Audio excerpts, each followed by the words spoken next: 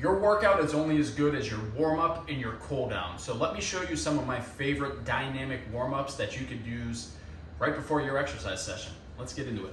So first one you're gonna do is your lunge and a twist.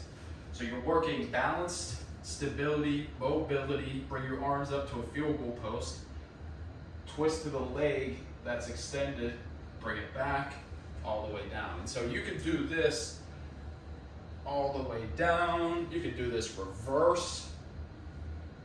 But the main thing is that you're lunging, twisting, and having that heel up.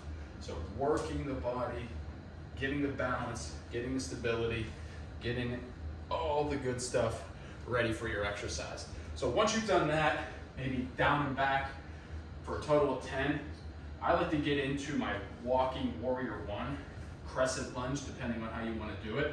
So inhale, bring your arms up, and then exhale, rotate to the open side. You can feel how that just kind of opens up your back, opens up your hip, and then you do the same thing. You walk, take a different step, reach up, look up, rotate, lean back, keep it going.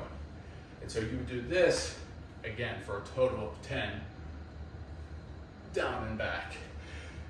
And you can start to feel some heat getting into the body, start to feel your breath a little bit.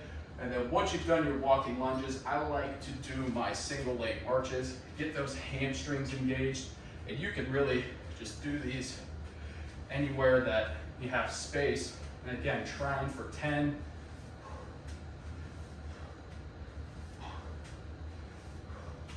And then a deep squat, so trying to keep your heels into the ground. Inhale, down, touch, exhale, come back up. Really, you're just trying to warm up those inner thighs, those inner abductors and adductors.